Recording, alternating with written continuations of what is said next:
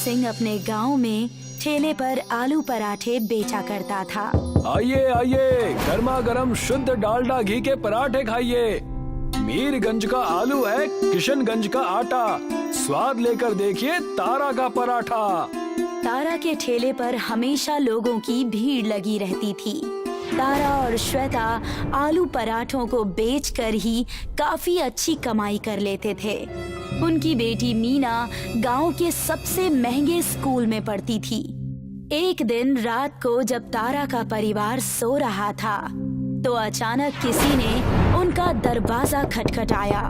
रात के 12 बज रहे हैं, इतनी रात को कौन हो सकता है? मैं जाकर देखता हूँ। तारा ने दरवाजा खोला तो उसने देखा कि उसका चचेरा भाई आकाश खड़ा है। क्या हुआ आकाश, इतनी रात को कैसे आना हुआ? तारा भाई, मेरी पत्नी की तबीयत बहुत खराब है, क्या आप 1500 रुपए देकर मेरी मदद कर सकते हैं? हाँ हाँ, क्यों नहीं, तुम बस 5 मिनट रुको। मैं आपके पैसे जल्दी लौटा दूंगा। अभी तुम पैसे लौटाने की नहीं बल्कि अपनी बीवी के स्वास्थ्य की चिंता करो। तारा का चचेरा भाई आकाश तारा से बहुत जलता था, लेकिन मदद मांगने भी हमेशा उसी के पास आता था। डॉक्टर के घर जाते ही आकाश अपना गुस्सा अपनी पत्नी माधुरी पर उतारने लगा। आज तुम्हारी वजह से मुझे फिर उस घमंडी तारा के पास जाना पड़ा। अगर तुम बीमार ना होती तो मुझे आज तारा के सामने हाथ फैलाना नहीं पड़ता। तुम तारा भैया के बारे में ऐसा क्यों सोचते हो? वो जरा भी घमंडी नहीं है, और आज मैं बीमार हो गई तो तुम इतना चिल्ला रहे हो जैसे उनसे पैसे मांगने जाते ही नहीं। तारा भैया ने पता नहीं कितनी बार तुम्हें पैसे दिए हैं और तुमने उनके पैसे आज तक लौटाए भी नहीं, फिर भी वो तुमसे कुछ नहीं कहते। तुम्हें अपने भैया और भाभी का सम्मान करना चाहिए। वो मुंह से भले ही कुछ न कहता हो, लेकिन अपनी अमीरी के दिखावे से तो हमारी बेइज्जती करता ही है ना। वो अमीर हैं, लेकिन वो अमीरी का दिखावा करते हैं, ये तुम्हारा भ्रम है। तुम गरीब हो इसीलिए उनकी अमीरी तुम्हें चिढ़ाती है। तुम मेहनत से किसी एक जगह पर काम क्यों नहीं करते? अगर भगवान चाहेंगे तो तुम भी किसी दिन अमीर बन जाओगे। आकाश जहाँ भी नौकरी करता वहाँ चिड़चिड़ा रहता। वो मन से कभी काम नहीं करता था। वो कोई भी नौकरी साल भर से ज्यादा नहीं कर पाता। एक दिन आकाश मुंह लटकाकर घर पहुँचा तो माधुरी उससे बोली, लगता है आज फिर तुम्हारी नौकरी छूट गई। मेरी मानो तो तुम तारा भैया के पास चले जाओ, वो तुम्हें अपने आलू के पराठे के ठेले पर जरूर कोई काम दे देंगे। तारा मुझे काम पर कभी नहीं रखेगा। तुम एक बार उनके पास जाओ तो सही। आकाश तारा के पास पहुंचा। आओ आओ आकाश, बहुत दिन बाद दिखाई दिए। अगर भूख लग रही हो तो आलू के पराठे खा लो, तुम्हारी भाभी ने बहुत प्यार से बनाए हैं। मेरी नौकरी छूट गई है, इसीलिए मैं काम ढूंढ रहा हूँ। क्या आपके पास मेरे लायक कोई काम है? ठेले का काम तो मैं और श्वेता संभाल लेते हैं, लेकिन अगर तुम भी हमारे साथ काम करना चाहते हो तो एक काम करते हैं, मैं एक रेस्टोरेंट खोल लेता हूँ। हाँ ठीक है, हमारे ग्राहकों को खड़े रहना पड़ता है। अगर रेस्टोरेंट होगा तो ग्राहक आराम से बैठकर पराठों का मजा ले सकेंगे। उस दिन आकाश बहुत गुस्से में घर पहुंचा। क्या हुआ, आप इतने क्रोधित क्यों हैं? क्या काम नहीं मिला? काम तो मिला, लेकिन मेरी वजह से अब वो तारा और अमीर बनेगा। मेरे वहाँ जाते ही उन दोनों ने एक रेस्टोरेंट खोलने का फैसला किया है। तो इसमें बुरा क्या है? आपको भी तो पैसे मिलेंगे। तुम मुझे मत बताओ कि अच्छा और बुरा क्या है। आकाश तारा के साथ काम करने लगा। तारा आकाश को रोजाना 500 रुपए देता था, लेकिन आकाश की नजर तारा की कमाई पर रहती। खुद तो इसने नोटों का ढेर लगा लिया है और मुझे सिर्फ 500 रुपए थमा देता है। मेहनत सब मैं करता हूँ और गुलाब जामुन ये दोनों खाते हैं। कुछ करना पड़ेगा। तारा के रेस्टोरेंट में मंगल सिंह नाम का एक शुद्ध शाकाहारी ग्राहक आता है। वो तारा का पुराना ग्राहक था। आओ आओ मंगल भाई, बैठो, मैं अभी आपके लिए पराठे लगवा देता हूँ। अरे आकाश, जरा मंगल भाई के लिए एक प्लेट लगा दो। आकाश ने चुपके से मंगल सिंह के पराठों में नॉनवेज के कुछ टुकड़े डाल दिए। मंगल ने पराठे खाए तो उसे पता चल गया कि पराठों में नॉनवेज है। मंगल सिंह भड़क उठा। आलू के पराठे में नॉनवेज कैसे आ गया? मंगल सिंह के साथ अमंगल? मुझे नहीं पता, मैं तो सिर्फ पराठे ग्राहकों तक पहुंचाता हूँ। पराठे बनाने का काम तो तारा भैया और श्वेता भाभी करते हैं। क्या रे तारा, तूने पराठे में नॉनवेज मिलाकर हमारे साथ विश्वासघात किया है। अब मैं तेरा रेस्टोरेंट बंद कराकर तुझे गांव से बाहर निकलवाऊंगा। मंगल सिंह गांव का अमीर आदमी था। उसने गांव के प्रधान से बात करके तारा के परिवार को गांव से बाहर निकलवा दिया। आज तो मजा ही आ गया। अब मैं गांव में अपने आलू पराठे बेचूंगा और खूब धन कमाऊंगा। आकाश ने गांव में आलू पराठों का ठेला लगाना शुरू कर दिया। उधर तारा, श्वेता और उनकी बेटी जंगल के रास्ते दूसरे गांव जा रहे थे। तारा का परिवार बहुत थका हुआ था। श्वेता जोर जोर से रोने लगी। रो मत श्वेता, आज हमारे भाग्य में दुख लिखा है, कल सुख भी आएगा। लेकिन अब हम कहाँ जाएंगे और कैसे कोई काम धंधा शुरू करेंगे? हम तो अपना घर भी बेच चुके। हमें आगे बढ़ते रहना होगा जब तक हम किसी गांव में नहीं पहुंच जाते। तारा का परिवार जंगल में रास्ता भटक गया। ये जंगल तो खत्म होने का नाम ही नहीं ले रहा। लगता है हम भटक गए हैं। अचानक उन्हें पानी की आवाज सुनाई दी। तीनों पानी की आवाज का पीछा करते करते एक नदी के पास पहुँचे। उन्होंने देखा कि नदी में आलू के पराठे तैर रहे हैं। तारा ने नदी का पानी पिया और पराठा खाकर देखा। ये तो चमत्कार हो गया, नदी का पानी ठंडा है और पराठे गरम। यहाँ पर तो कोई इंसान दिखाई नहीं दे रहा। लगता है ये नदी सबसे पहले हमने ही खोजी है। हमारे पास धंधा शुरू करने के लिए लागत नहीं है। अगर हम इन्हीं पराठों को बेच पाएं तो कितना अच्छा होगा। ठीक कहा, अब हमें बस एक गांव की तलाश है। कई किलोमीटर चलने के बाद वे बेसनपुर नाम के एक गांव में पहुंच गए। शुरुआत में उन्हें एक झोपड़ी में रहना पड़ा। तारा रोज अंधेरे ही पराठों की नदी पर चला जाता और ढेर सारे पराठे ले आता। फिर वो उन्हें गांव में बेचता। नदी के पराठों की विशेषता ये थी कि वो कभी भी खराब नहीं होते थे। धीरे धीरे तारा की आर्थिक हालत सुधरती गई और उसने एक मकान खरीद लिया। उधर आकाश भी अब गरीब नहीं रह गया था। उसने पराठे बेच बेच कर मोटरसाइकिल खरीद ली थी। आज गांव के एक आदमी ने मुझे बताया कि तारा और श्वेता बेसनपुर गांव में हैं। कल मैं उनसे मिलने जाऊंगा और उन गरीबों को अपनी मोटरसाइकिल दिखाकर चिढ़ाऊंगा। अगले दिन आकाश बेसनपुर गांव पहुंचा। उसने एक आदमी से पूछा, सुनो भाई, यहाँ तारा का घर कौन सा है? तारा आलू पराठे वाले का घर वो सामने है। आकाश ने जब देखा कि तारा बड़े मकान में रह रहा है तो उसका सारा उत्साह ठंडा पड़ गया। वो तारा के घर पहुंचा। अरे आकाश, इतने सालों बाद तुम मिलने आए। हम तो तुम्हारा कब से इंतजार कर रहे थे। और बताओ, घर पर सब कुशल मंगल तो है? हाँ भैया, सब ठीक है। तारा भाई, आप इतनी जल्दी अमीर कैसे हो गए? तुम घर के आदमी हो इसलिए तुम्हें बता देता हूँ। दरअसल हमें एक आलू पराठों की नदी मिल गई है। उस नदी से मैं पराठे यहाँ गांव में ले आता हूँ और गांव में मैंने 4 रेस्टोरेंट खोल रखे हैं। उनमें मैं पराठे बेचता हूँ। क्या आप मुझे वो नदी दिखा सकते हैं? हाँ, क्यों नहीं, मेरे साथ चलो। तारा आकाश को पराठों की नदी पर ले गया। ये तो सच में चमत्कार है। हाँ, सबसे बड़ी बात तो ये है कि इस नदी के पराठे कितने दिन भी रखे रहें खराब नहीं होते। अगर तुम चाहो तो तुम भी इस नदी से पराठे ले जाकर अपने गांव में बेच सकते हो। आकाश अपने घर लौट आया। क्या हुआ? आप इतने गुस्से में क्यों हैं? क्या तारा भाई से मुलाकात नहीं हो पाई? तुम चुप रहो, मेरा दिमाग मत खाओ। तारा को आलू पराठों की जादुई नदी मिल गई। मैंने यहाँ पागलों की तरह मेहनत की और लागत लगाकर थोड़ा प्रॉफिट कमाया। उधर तारा ने तो कोई मेहनत नहीं की और बिना लागत के सिर्फ प्रॉफिट ही प्रॉफिट कमाया। इसीलिए वो मुझसे भी ज्यादा अमीर बन गया। तारा भैया से जलने की कोई जरूरत नहीं। तुम भी उस नदी से पराठे ला सकते हो। क्या तारा भैया ने तुम्हें वहाँ से पराठे लाने के लिए मना किया है? नहीं, मना तो नहीं किया है, लेकिन मुझे जल्द से जल्द तारा से अमीर बनना है। तारा ने 4 रेस्टोरेंट खोले हैं तो मैं 10 खोलूंगा। सिर्फ गांव में ही नहीं, शहर में भी खोलूंगा और हर रेस्टोरेंट पर पराठों की सप्लाई करूंगा।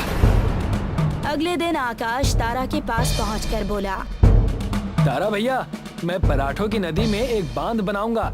बहती हुई नदी में सारे पराठे बह जा रहे हैं, उन्हें इकट्ठा करना मुश्किल है। मैं बांध बनाकर पानी रोक दूंगा और ढेर सारे पराठे इकट्ठे कर लूंगा। ऐसा करने की कोई जरूरत नहीं है। नदी का पानी स्वाभाविक रूप से बहता रहे तभी अच्छा है। बांध बनाने की कोई जरूरत नहीं। और तुम बांध बनाओगे कैसे? मैं अकेले ही बांध बनाऊंगा। आकाश ने तारा की एक नहीं सुनी और उसने नदी पर एक हैवी डैम बना दिया। आकाश पराठे इकट्ठे करने लगा।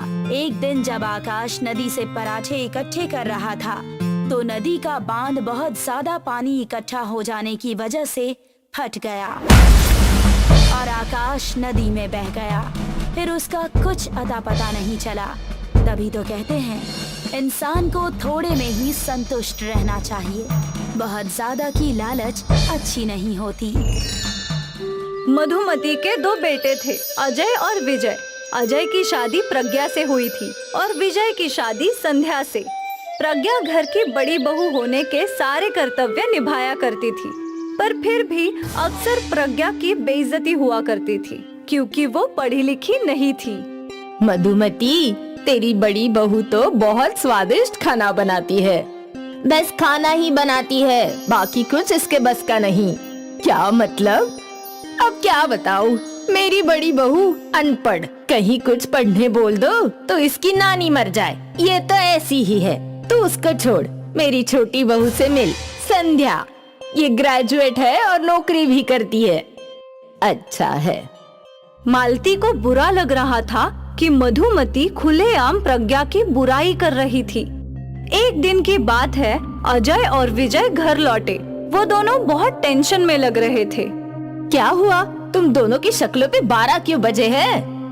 नगर पालिका से नोटिस आई है कि हमारा घर इल्लीगल है और जल्दी वो हमारा घर तोड़ने वाले हैं। हम तो सालों से यहाँ रह रहे हैं, तो ये घर इल्लीगल कैसे होगा? पता नहीं माँ, कुछ समझ नहीं आ रहा। और बस तब से अजय और विजय के कोर्ट के चक्कर शुरू हो गए। कुछ महीने बीत गए। आखिर कोर्ट ने फैसला कर ही दिया। आप लोग का घर इल्लीगल है और नगर पालिका जल्दी उसे तोड़ देगी। ये सुनते ही मधुमती के पैरों के नीचे से जमीन खिसक गई। सारे घर वाले परेशान हो गए और अगले ही दिन विजय अजय के पास आया। भैया, मुझे कंपनी की ओर से एक फ्लैट मिला है। ये तो बहुत अच्छी बात है, पर फ्लैट थोड़ा छोटा है। उसमें हम सब एक साथ नहीं रह सकते, इसलिए हम सोच रहे हैं कि मैं और संध्या शिफ्ट हो जाते हैं। अजय समझ गया था कि विजय अब अलग होना चाहता था। उसने बिना कुछ बोले ही हामी भर दी और अगले ही दिन विजय और संध्या घर से चले गए। अजय ने एक घर किराए पे ले लिया और दूसरी ओर उसे जॉब से निकाल दिया गया। अजय बहुत ही बड़ी दुविधा में था। आप क्यों रो रहे हो? ये मुसीबत तो खत्म होने का नाम तक नहीं ले रही। एक के बाद एक बढ़ती ही जा रही है। मुझे जॉब से निकाल दिया गया। ये सुनकर प्रज्ञा भी हैरान हो गई, पर उसने अजय को दिलासा दिया। कोई बात नहीं, आप चिंता मत कीजिए, आपको पहले से भी अच्छी नौकरी मिल जाएगी। पर किराया भी तो देना पड़ेगा ना। इतने सारे खर्चे कब तक कैसे चलाऊंगा? हम दोनों मिलकर कुछ कर लेंगे। हम दोनों क्या ही कर सकते हैं? मैं खाना बना सकती हूँ, आप बेच सकते हैं। कोई काम बड़ा या छोटा नहीं होता। अगर हम दोनों मिलकर कोशिश करें तो इन सारे संकटों से बाहर निकल सकते हैं। तुम ठीक कह रही हो। प्रज्ञा ने सारी बातें अपनी सास मधुमती को बताई। तुम ठीक कह रही हो बहू, मुश्किल के समय हम सबको मिलकर सामना करना चाहिए। पर हम क्या खाने की चीज बेच सकते हैं? बाजार में तो सब कुछ पहले से बिकता है। हम कुछ ना कुछ अलग ढूंढ ही लेंगे। चलिए बाजार देख कर आते हैं। प्रज्ञा अजय को अपने साथ बाजार ले गई और वो लोग हर खाने की रेडी देखने लगे। चाट, भेलपुरी, फ्रैंकी, मैगी, पराठे, सब कुछ तो पहले से ही बिक रहा है। क्यों ना हम इन दोनों चीजों को मिला दे? क्या मतलब? मतलब आपने मैगी फ्रैंकी तो खाई है ना, उसमें फ्रैंकी और मैगी एक साथ है, वैसा ही कुछ। तो अब क्या हम मैगी पराठे बेचें? वैसे आइडिया बुरा नहीं है, सस्ते में बन भी जाएगा और बहुत बिकेगा भी। सच्ची? प्रज्ञा ने दुकान से कुछ मैगी के पैकेट्स खरीद लिए। प्रज्ञा ने मैगी बनाई और फिर उस मैगी को पराठे के आटे में भर के उसके पराठे बनाए। सासू माँ, चक्कर बताइए कैसा बना है? मधुमती ने एक पराठा खाया। वाह बहू, ये तो बढ़िया है, बहुत खूब। प्रज्ञा ने एक पराठा अजय को भी दिया। अजय तो बड़े चाव से पराठा खा रहा था। क्या हुआ, आपने बताया नहीं कि कैसा बना है? बढ़िया, एक और मिलेगा? प्रज्ञा ने अपने पति और सास को और मैगी के पराठे खिलाए और खुद भी खाया। सबको उसके मैगी के पराठे का आइडिया अच्छा लगा। अगले ही दिन प्रज्ञा ने बाजार में मैगी पराठे का स्टॉल खोल दिया। दीदी, ये मैगी पराठा क्या है? मैगी और पराठा का मिश्रण, खाकर तो देखो, बहुत स्वादिष्ट होता है। ठीक है, एक मैगी पराठा दे दीजिए। प्रज्ञा ने उस लड़के के लिए एक मैगी पराठा बनाया। उस लड़के ने वो चखा और उसके चेहरे पे मुस्कान आ गई। ये तो तूफान है, ऐसा पराठा मैंने कभी नहीं खाया, बिल्कुल नहीं।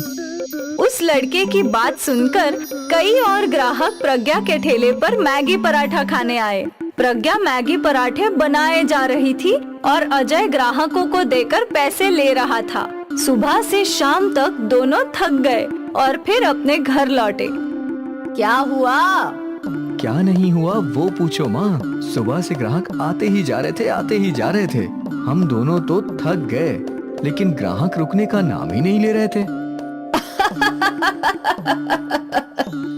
आज इतने दिनों बाद अजय और मधुमती के चेहरे पे मुस्कान आई थी।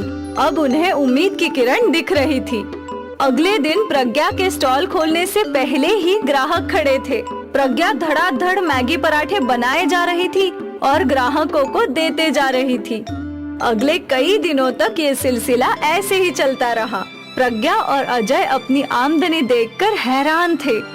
हमारी एक दिन की कमाई मेरे आधे महीने की पगार की इतनी है प्रज्ञा। सोचा नहीं था कि कभी इतना कमा पाऊंगा। अब तीनों खुश थे। जल्द ही प्रज्ञा ने काम पर कुछ और लोग रख लिए। ग्राहकों की संख्या बढ़ती जा रही थी और साथ ही उनका मुनाफा। बस 6 महीने में प्रज्ञा और अजय ने नए घर का डाउन पेमेंट दे दिया और वो लोग अपने नए घर में आ गए। मैंने हमेशा तुझे कम समझा है, ये सोचकर कि तू पढ़ी लिखी नहीं है, क्योंकि मैं नहीं जानती थी कि तू क्या है। तेरा हुनर और इच्छा पढ़ाई लिखाई से बढ़कर है बेटा। तू अजय की मदद करना चाहती थी और तूने कर दिया। मुझे तुझ पर बहुत गर्व है। प्रज्ञा की सास ने आज पहली बार उसे गले लगाया। ये दिन प्रज्ञा के लिए यादगार था। एक किराए के घर से वो अपने खुद के घर में आ पहुँचे और ये सब प्रज्ञा के मैगी पराठे की बदौलत। प्रवीण एक खिलाड़ी था। वो रोज सुबह 5 बजे उठकर दौड़ लगाया करता था और लंबी दौड़ करने के बाद वो अपने खेल डिस्कस फेंकने की प्रैक्टिस किया करता था और उसकी ये प्रैक्टिस लगभग 1 घंटे तक चलती रहती। फिर दौड़ते हुए वो घर आता था और आते ही उसकी माँ उसके लिए प्रोटीन शेक ले आती। ये ले बेटा, बहुत थक गया होगा ना, इतनी प्रैक्टिस क्यों करते हो तुम? करने दो भाग्यवान, ये जितनी प्रैक्टिस करेगा उतना अपना खेल में माहिर बनेगा और तभी तो ये बड़ा खिलाड़ी बनकर हम दोनों का नाम रोशन करेगा। राइट पापा। बेटा तू अपना डाइट फॉलो तो कर रहा है ना? हाँ पापा, डाइट भी और कड़ी प्रैक्टिस भी। बहुत अच्छे, ऐसे ही अपने खेल पर ध्यान देना। चलो मुझे ऑफिस के लिए देर हो रही है, मैं चलता हूँ। प्रवीण के मम्मी पापा अपने बेटे को बहुत सपोर्ट करते थे क्योंकि वो एक दिन उससे बहुत बड़ा स्पोर्ट्स पर्सन बनाना चाहते थे। लेकिन अचानक कुछ दिनों बाद मुकेश को हार्ट अटैक आया और उसे अस्पताल में एडमिट कर दिया गया। डॉक्टरों ने बहुत कोशिश की पर वो मुकेश की जान नहीं बचा पाए। पापा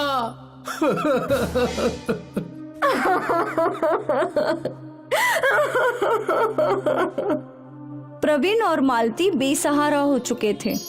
समय बीता और प्रवीण और मालती ने अपने आप को संभाल लिया। बेटा वो तो नहीं रहे, पर तुझे उनका सपना जरूर पूरा करना है। तुझे एक बड़ा खिलाड़ी जरूर बनना है। हाँ माँ, पर माँ तू घर की चिंता मत कर, मैं कहीं ना कहीं काम करके पैसे कमा लूंगी। नहीं माँ, आप नहीं, मैं काम करूंगा। लेकिन अगर तू काम करेगा तो तेरा खेल। माँ, मैं सुबह प्रैक्टिस करूंगा और फिर दिन में काम करूंगा। आप चिंता मत कीजिए, सब हो जाएगा। पर तू क्या काम करेगा? आप पवन मामा से बात कीजिए, हो सकता है उनके ढाबे पर मेरे लायक कोई काम हो। ठीक है, मैं बात करती हूँ। मालती ने अपने चचेरे भाई पवन को कॉल लगाया। हेलो। हाँ दीदी, बोलिए। पवन प्रवीण के लायक कोई काम हो तो बताना। दीदी, आप उसे कल ही ढाबे पर भेज दीजिए, यहाँ वो कुछ न कुछ तो सीख ही जाएगा। ठीक है। मालती ने फोन कट कर दिया। बेटा, कल ही मामा जी के ढाबे पर चले जाना, वो तुम्हें काम सिखाएंगे। जी माँ। अगली सुबह प्रवीण ढाबे पर पहुंचा।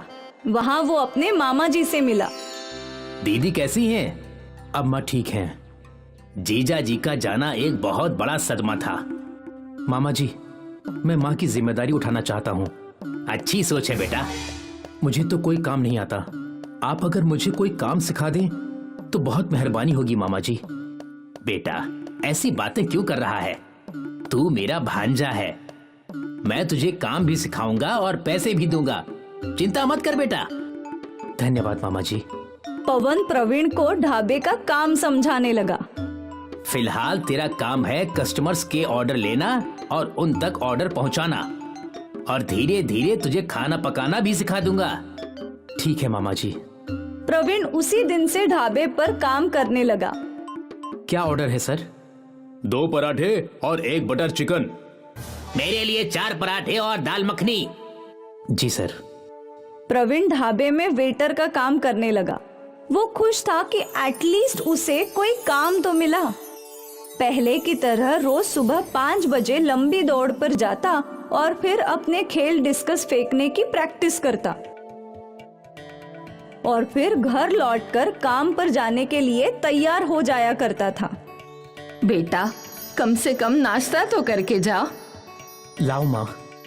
प्रवीण हड़बड़ी में नाश्ता खाते खाते निकल जाया करता था। हे भगवान, मेरे बेटे का सपना जरूर पूरा करना। मालती हर वक्त भगवान से अपने बेटे की सफलता की दुआ मांगा करती थी। यहाँ ढाबे पे प्रवीण पराठे बनाना भी सीख रहा था। ये तो आसान है। आसान तो है। प्रवीण जल्द ही पराठा बनाना सीख गया। वाह बेटा, पराठा तो बिल्कुल सही लग रहा है। पवन प्रवीण की प्रगति देखकर खुश था। अब से बीच बीच में प्रवीण पराठे बनाया करता था। कुछ ही दिनों में वो पराठे बनाने में एक्सपर्ट हो गया। वाह प्रवीण, अब तो तू एक्सपर्ट बन गया। सब आपकी ही सीख है भैया। अच्छा है। प्रवीण के मामा जी भी ये देखकर बहुत खुश थे। फिर एक दिन जब प्रवीण ढाबे में पहुंचा तो उसने देखा कि मामा जी बहुत परेशान हैं। क्या हुआ मामा जी? आज एक बावर्ची नहीं आया पराठे वाला। मामा जी, तो क्या हुआ? मैं पराठा बना दूंगा। आज छुट्टी का दिन है, कस्टमर्स भी ज्यादा होंगे। तू कस्टमर संभालेगा या पराठे बनाएगा? मैं दोनों करूंगा, आप देखते जाइए। प्रवीण को पता था उसे क्या करना है, पर उसके मामा जी चिंतित थे कि आज उनका दिन कैसा बीतेगा। खैर, दोपहर हो गई और ग्राहक आने लगे। जी सर, क्या लाऊं? मेरे लिए 4 पराठे और कढ़ाई पनीर, 3 पराठे और अंडा मसाला, मच्छी कड़ी और 4 पराठे। सारे ऑर्डर्स लेकर प्रवीण किचन में गया और पराठे बनाना शुरू कर दिया।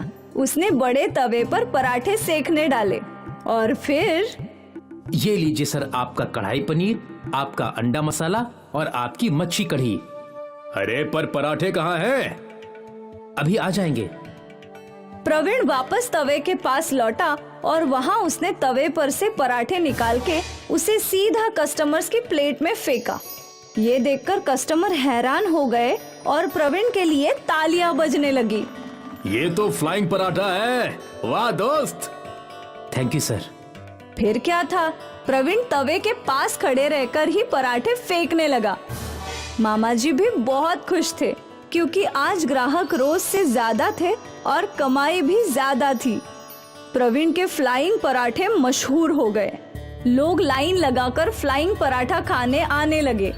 मामा जी का मुनाफा बढ़ गया और उन्होंने प्रवीण की पगार भी बढ़ा दी।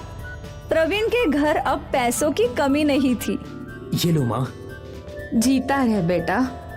अब प्रवीण अपने खेल पर भी अच्छे से ध्यान दे पाता था। वो रोज प्रैक्टिस करता, डाइट फॉलो करता।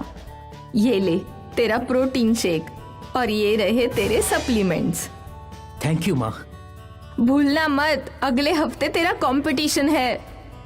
हाँ याद है।